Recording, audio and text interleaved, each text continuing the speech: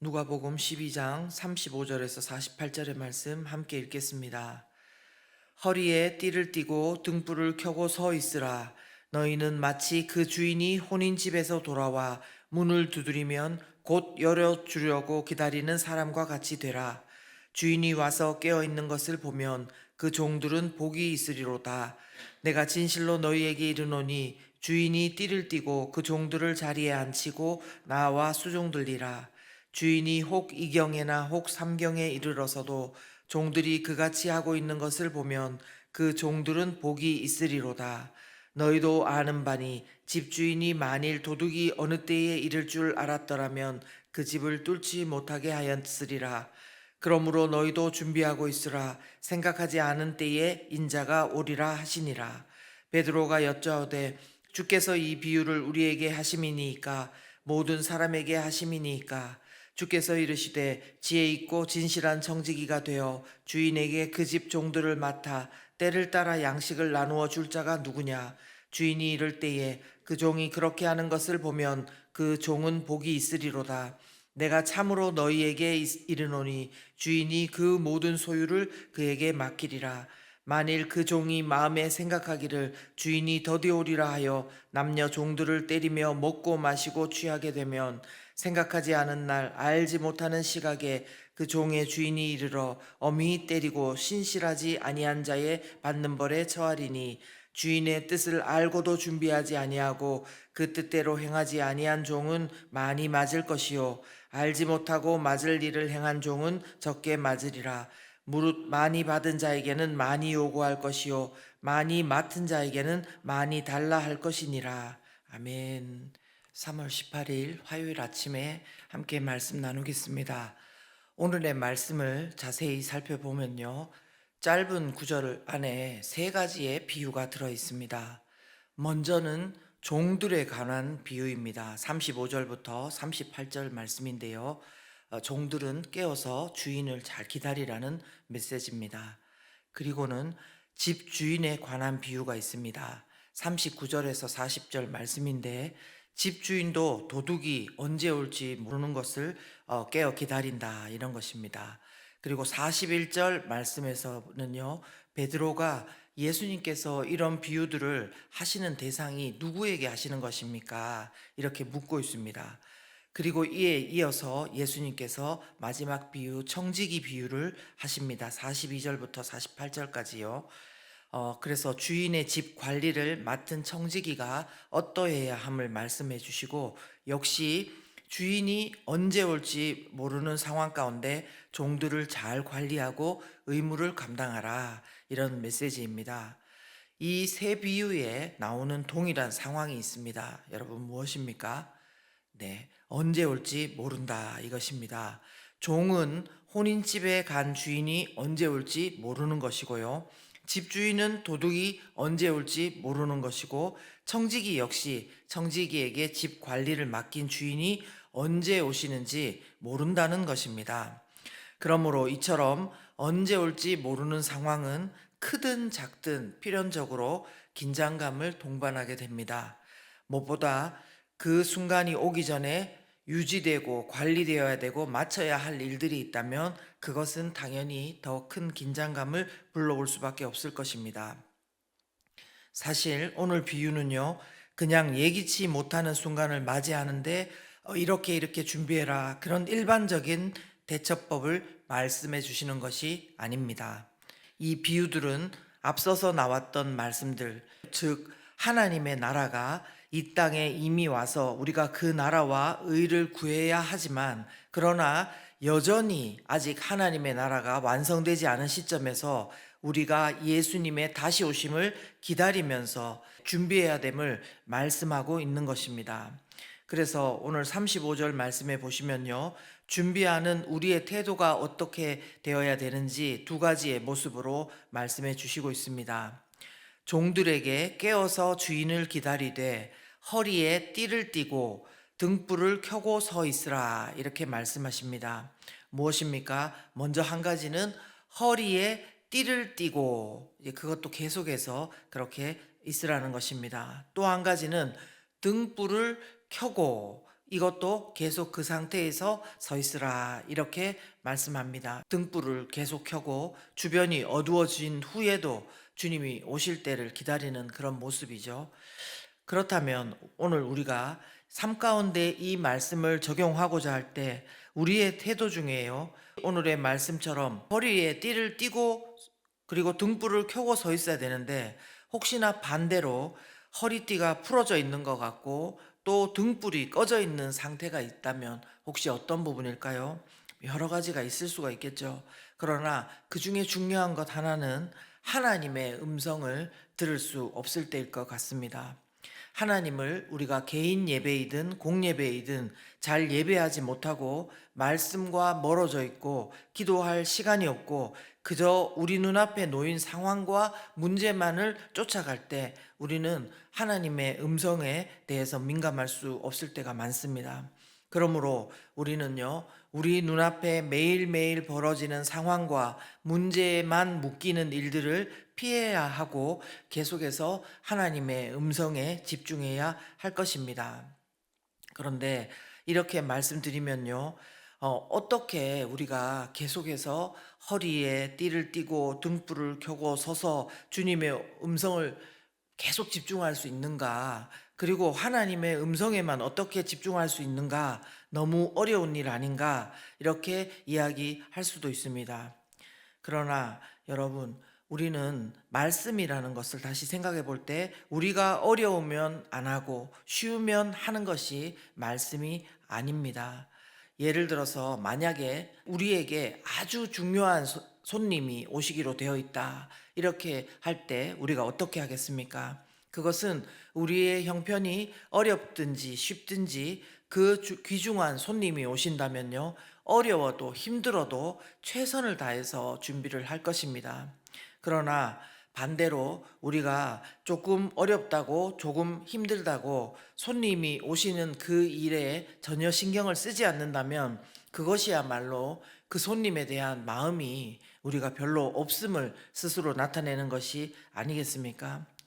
그러므로요, 우리가 예수 그리스도에 대한 우리 그 마음도 저는 비슷하다고 생각합니다. 내가 예수 그리스도로 은혜 받았고 구원받았다, 감사하다, 이렇게 하는데 예수님의 다시 오시는 것에 대해서 우리가 전혀 관심이 없고 깨어서 준비하지 않는다면 그것은 우리 가운데 큰 어려움이 될 수 있습니다. 내 감사가 진정한 감사인지 우리가 다시 돌아보아야 됩니다. 여러분, 침례 요한을 기억하시지요? 누가복음 묵상한 것을 떠올려 보면요, 침례 요한은 처음부터 예수님을 이 땅에서 맞이하고 주를 위하여 준비한 백성을 준비하도록 또 그렇게 태어난 사람이었습니다. 그는 이를 위해서 빈들에 늘 머물렀고요, 메뚜기와 석청을 먹고 털옷에 그 허리를 메고 예수님의 오심을 준비했습니다. 그리고 시므온과 안나 선지자는 어떻습니까? 다른 사람처럼 편하게 그냥 자기 생각대로 산 것이 아니라요, 늘 성령의 음성을 듣고 성전에서 기도하며 기다린 끝에 예수님의 오심을 목격했습니다. 이뿐 아닙니다. 영적 전쟁에 대해서 말씀하는 에베소서 6장 말씀 가운데 14절의 상반절 말씀에 이렇게 권면하고 있습니다. 그런즉 서서 진리로 너희 허리띠를 띠고, 이렇게 말씀하고 있습니다. 진리로 너희 허리띠를 띠고. 그렇습니다. 이처럼 우리는 계속해서 서서 허리에 띠를 메고 또 등불을 켠 채 주님의 오심을 준비하고 그렇게 계속 애써야 할 것입니다. 넘어질지라도 다시 일어서서 매일매일 하나님의 음성에 집중하는 것을 최선을 하고 기도하며 우리가 순종할 때 하나님께서는 이렇게 복을 약속해 주셨습니다. 오늘 37절 말씀에도 보면요, 주인이 와서 깨어 있는 것을 보면 그 종들은 복이 있으리로다 말씀하시고요, 38절에도 보시면 주인이 혹 이경에나 혹 삼경에 이르러서도 종들이 그같이 하고 있는 것을 보면 그 종들은 복이 있으리로다 말씀하십니다. 그리고 43절에도 보십시오. 주인이 이를 때에 그 종이 그렇게 하는 것을 보면 그 종은 복이 있으리로다. 그러고 44절에 내가 참으로 너희에게 이르노니 주인이 그 모든 소유를 그에게 맡기리라. 아멘. 그렇습니다. 우리나라요, 조선시대에 겸인이라는 사람들이 있었습니다. 한자로는 시중들 겸 사람인을 썼다고 합니다. 그들은요, 중인 신분이었다고 해요. 노비가 아니고요. 노비는 허드렛 일을 하는 종인데 중인은 주인의 온갖 일을 다 챙기는 집사와 비슷하다고 합니다. 그래서 그 시절에 영모가 일어났다. 그렇게 하면은 그 가정에 겸임부터 잡아들여가지고 물어볼 정도로 그만큼 주인의 온갖 일을 다 챙기는 사람이었고요. 또 때로는 중앙 관청에다가 자기의 겸인을 소개해서 그 사람이 관리가 되도록도 했다는 것입니다.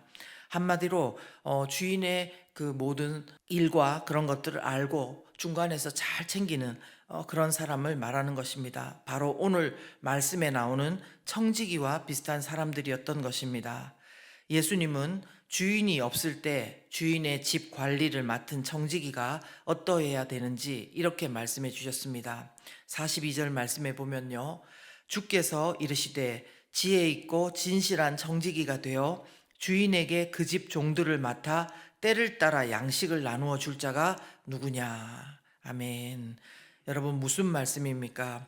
주님은요, 우리가 지혜 있고 진실한 청지기가 되기를 원하신다는 것입니다. 지혜롭고 진실한 청지기 무엇입니까? 이 청지기라는 개념을요, 나 개인의 축소해서 생각하면 그냥 하나님께서 나에게 맡긴 모든 것 내가 잘 관리해야 된다, 이런 의미일 것입니다. 그러나 더 확장해서 생각하면 청지기는 조금 전에 말씀드린 겸인처럼 그 집안의 모든 대소사를 잘 알고 그 일들을 종들에게 잘 맡기고 그리고 그 종들을 맡아서 낭비하지 아니하고 때를 맞추어서 양식을 잘 나누어 주는 자가 바로 청지기라는 것입니다. 주님은 우리에게 맡긴 여러 곳에서 우리가 지혜롭고 진실한 청지기가 되어서 그 집 종들을 맡아 때를 따라 양식을 나누어 주는 것을 원하십니다. 이 시간 저와 여러분이 하나님의 말씀 앞에 겸손하게 서기를 바랍니다. 왜냐하면 47절 말씀에 보면요, 주인의 뜻을 알고도 준비하지 아니하고 그 뜻대로 행하지 아니한 종은 많이 맞을 것이요, 이렇게 경고하고 계시기 때문입니다. 말씀에는 우리가 여기 종에 대해서만 말씀하는 듯 하지만 이것은 제대로 그 역할을 하지 않는 청지기에 관한 말씀이기도 합니다. 예수님의 은혜를 우리가 정말로 알고 그렇게 감사하고 있다면요, 당연히 예수 그리스도의 오심을 정성으로 준비해야 하는 것이듯 정말 우리가 주님이 오신다는 것을 믿고 그렇다면 우리가 또 깨어서 준비해야 할 것입니다. 청지기로서, 종으로서 맡긴 일들을 잘 또 감당하고 또 내가 맡겨야 될 일들을 잘 맡기고 내가 할 것은 내가 하고 또 기도와 섬김으로 사람들을 돌보고 해야 되는 것은 하고 또 다른 사람들 가운데 그렇게 또 돌보는 일이 있어야 될 것입니다.